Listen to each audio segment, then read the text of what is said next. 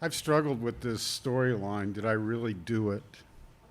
All month, and 2 days ago, I finally came up with what I would like to speak about.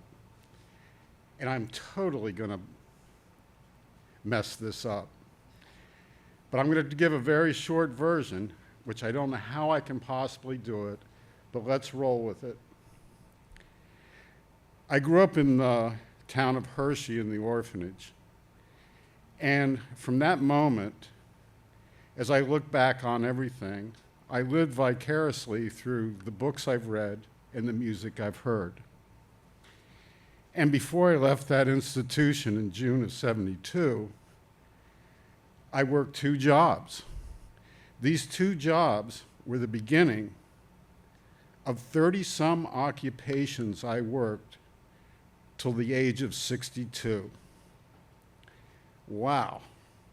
The first 2 jobs I worked was in Hershey Park, and I was fired from both of them. I was a Ferris wheel operator, and I got a gig as bussing tables. And people don't understand is if you throw something at me, I throw things back, and I was fired for a food fight. So, as things progressed, it is now June in '72. My father comes down and gets me from graduation. I could hear Warren Zevon in the background singing, "After 10 long years, they left me out of the home." And this journey began, and we drove north to northeastern PA, which would be my new home. And it was exactly what Stephen King depicted as Castle Rock. I was never exposed to this world out here before. And my first job was in a stone quarry. My second job was in a slaughterhouse. I have to get out of this place. And a friend that I graduated with from school, he rolls in and he comes up with this dynamic plan that we're going to take this old Eldorado Cadillac and drive it out to Minot, North Dakota to see his brother-in-law who was enlisted in the Air Force and his sister. I'm all in. Road trip. I got to get out of Castle Rock. It's so peculiar how things just play out. Now I'm very in tune to realizing that every day presents itself with a whole new set of equations, things that I must tackle. I've got to come up with, how do I deal with this? My friend announces that he's enlisting into the Air Force, and that puts me out on the road with probably $1.75 to my name. Huh. So I get out on the highway and I'm hitchhiking. I don't know really where I'm going to go. And of course, I hear Willie Nelson on the road again. This guy picks me up and we're driving along. We have a bit of a conversation. And he slams his fist on the steering wheel and he goes, "Damn." I'm like, "Dude, chill, what's going on?" He says, "I'm a cop down in Newtown, North Dakota, and I don't have my work shoes." He says to me, "What are you wearing?" I said, 11 and a half wide. He says, "I'll make you a deal.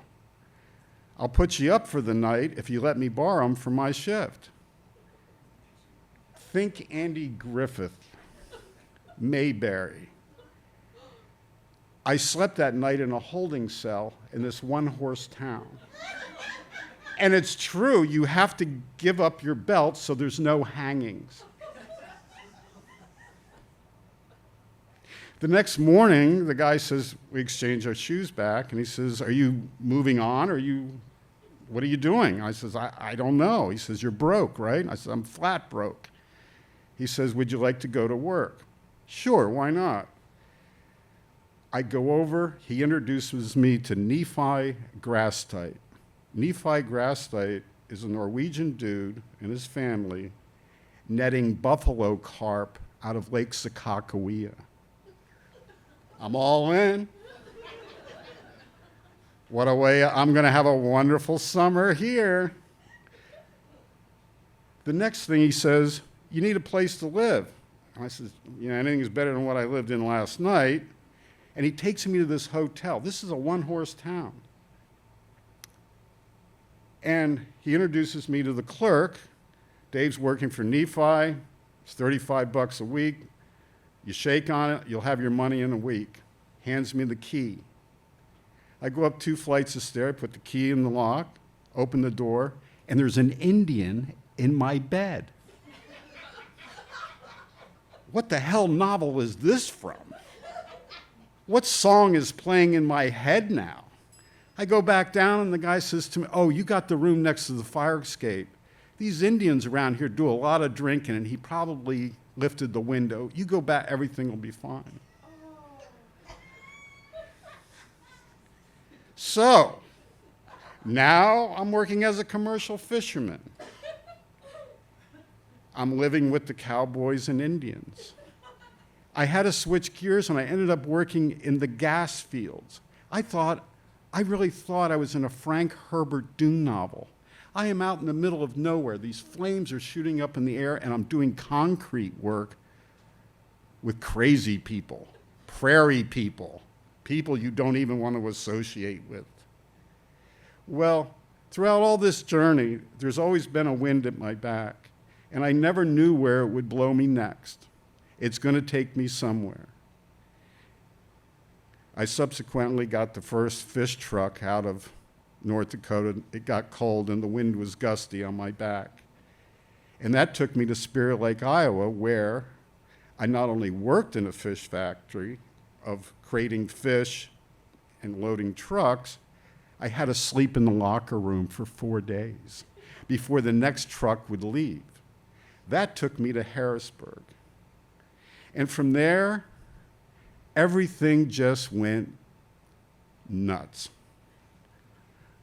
I hitchhiked to Missouri, California. I've been in Florida. I worked at SeaWorld. I painted houses. I've done so many crazy things. I drove rock truck, think Flintstones, for a stone quarry. What's a rock truck? You have to go up 8 rungs of a ladder to get in the... Okay, I hear the bell. Here's the way it works out. What a long, strange trip it's been. But it ended like this. My last job at the age of 62, I worked in a nursing home. My life is all here. This is where I'm going to be at some point. And there was a husband and wife, and they were in their 90s. And I went to him and I said, what did you do for a living? And he said, well, I farmed my whole life. I was born on a farm and I farmed my whole life. Did you do anything else? He said, no. And that's when his wife tugged on his sleeve. And she said, yes, you did. And he goes, what's that? She says, you took me to a picture show. Peace.